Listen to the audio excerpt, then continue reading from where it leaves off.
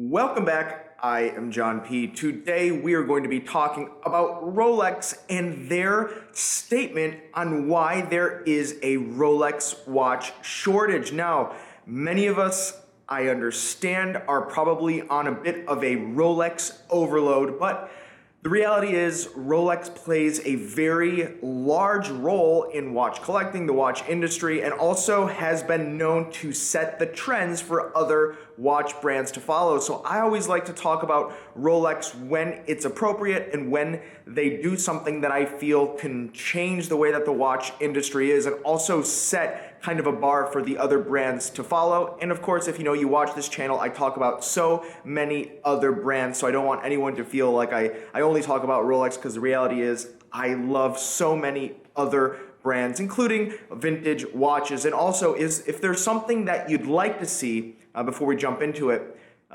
in future videos, please leave that in the comments below. Leave in the comments below the things you'd like to see. I know I don't do a lot of reviews on here, but I could. We have so many watches at Del Rey Watch, hundreds of watches, and new watches come in every day. We could start doing the reviews. We can, maybe get you behind the scenes of what goes on at Del Rey Watch, at the office, or so many other things. So if there is something you want to see, let's form this channel and do it just the way you'd like. Leave that in the comments below. And lastly, on the wrist, go figure, a Rolex, but vintage, Rolex 1016 frogfoot dial. I get it. It's Rolex, but at least it's vintage, and it truly is scarce. So we won't talk about this all day, but most of us know that there is a shortage or perceived shortage of Rolex watches. That being said, if you walk into a Rolex authorized dealer, you're not going to find one of the Rolex watches that you'd like. It's very rare. You're not going to find the sports models. Maybe you'll find a Datejust if you're lucky at this point, but even the Always Perpetual models have pretty much sold out everywhere. You can't get it. This frustrates many, especially when you can find these watches all over the place. You can find them on Chrono 24, you can find them even at Del Rey Watch, you can find them from other dealers, pre-owned dealers, and you can find them on the forums because people are buying them to sell them for more. That's what's going on. It's happening in other industries as well, apparently with automobiles and even homes for that matter, but it's happening in Rolex, a consumer good, a luxury item, something that we as enthusiasts really just want to enjoy and not necessarily flex or display or make any kind of statement. So that's that, right? You can't get the Rolex watches that you want. And for the longest time, Rolex has really not made any comments or public comments, official comments on this. There's always been kind of this understanding that, they just can't keep up with supply, or many even thinking that there's a bit of a conspiracy. Rolex is going to pull back the supply so that they can raise the prices and more people are going to want them. Yes, that has been something floating around in the watch collecting, not the watch casual buyer community, because, the reality is in the world, most people just don't care. But with enthusiasts, things are a little bit different when you're enthused, right? So recently what happened, I want to tip you off to this, is Rolex did make a bit of a statement. Originally in the Yahoo Finance Go figure, Yahoo of all places, they're really punching for their stories at this point. I think Yahoo, as we all know, once a powerhouse in tech, search, and media. Now, maybe not so much if they're talking about watch collecting. But nonetheless, there was a statement made, a couple of people were interviewed, and I read about this from a very cool blog called Rescapement by a man named Tony Trena. Very great blog, check it out. He talks about a lot of relevant things, a lot of vintage watches as well. But Rolex made a statement, and they said exactly what you may have imagined. They're not going to tell you, we're holding back the supply. They didn't say that. They said, we just can't keep up with the demand. They have all of their production facilities running to full capacity, and that so many people want them because of the quality. And I'm paraphrasing, but basically what they were saying is, we hand make our products and we go put them through testing, and they're of the highest quality, and that's why the demand is so high, and we're doing our best and we hope to keep up, but the reality is we just can't. That is pretty much what Rolex said, and this is not shocking, right, because they had to say it, but I think what's interesting is that they finally chose to say it. They finally chose to make a statement and say, yes, we just cannot keep up. And they spun that a little bit, right? They said, well, it's because our quality is just so high and everything is handmade. But we do need to keep in mind, as enthusiasts, we know a little bit more than the average people that are going to be reading Yahoo Finance when it comes to these watches, right? We understand, we've been doing this a while, we do the research, we watch these videos like this and so many others of people that are on the ground working with watches, dealing watches every day. And there's a little bit more to the story than Rolex is really leading on, right? Sure, they probably are not reaching the capacity that the demand is, but they really could do things at the authorized dealer level. Now, they made another statement saying that there's really not waiting lists. Many people think that there are waiting lists and this is some kind of like uniform thing that you put in Rolex.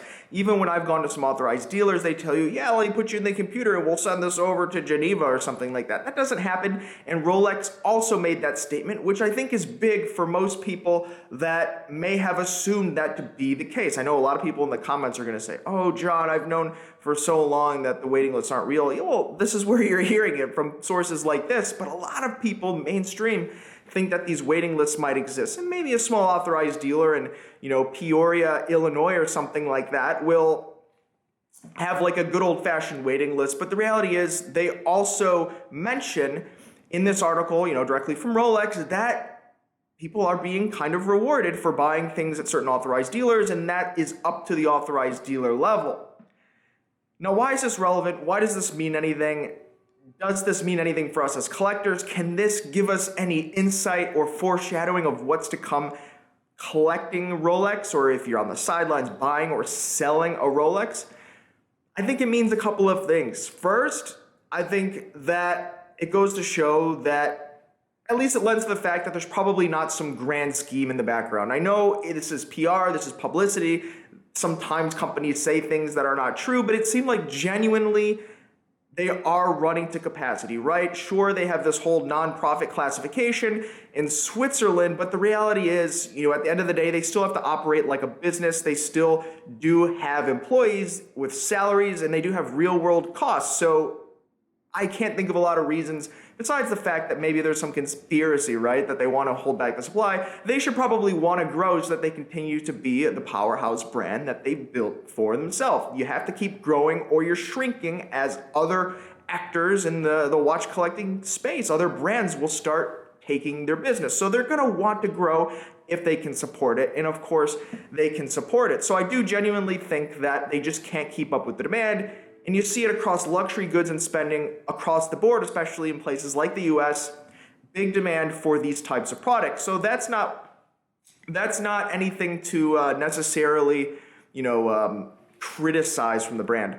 What I do think this means is that there could be, as long as nothing happens drastically in the US economy, maybe it could happen of what's going on with the real estate market in China, and the recent defaults by some things going on over there, maybe things will change. But if nothing changes, I really do not see the secondhand or the watch market changing drastically for Rolex watches. It's just there is such a demand. We get calls at Delray Watch all the time for people wanting to know. They'll call us to ask us if we have a watch, even though it's clearly not on our website. They'll call for the Submariners, they'll call for, some of the Pepsis, the GMTs, they'll call for Daytonas, even though it's not on the website. They want to just take the off chance that maybe we have it, and they're willing to pay over retail. Yes, there are some on Chrono 24, but it becomes more of a trust thing or more of just hey, maybe they do have it at a good price. So I see the demand just on the ground level. Lots of people want it. So if you're on the fence, you're thinking, do I wait? Do I not wait? I probably would not wait. A year ago, I knew some personal friends of mine that asked me the same thing. I told them, hey, don't wait. They waited. Now we're in condition where the watches they wanted are 20% more than they were about a year ago. And a year ago, the world was ending, right? People were saying, oh, everything's going to crash. All luxury goods are going to go to the floor.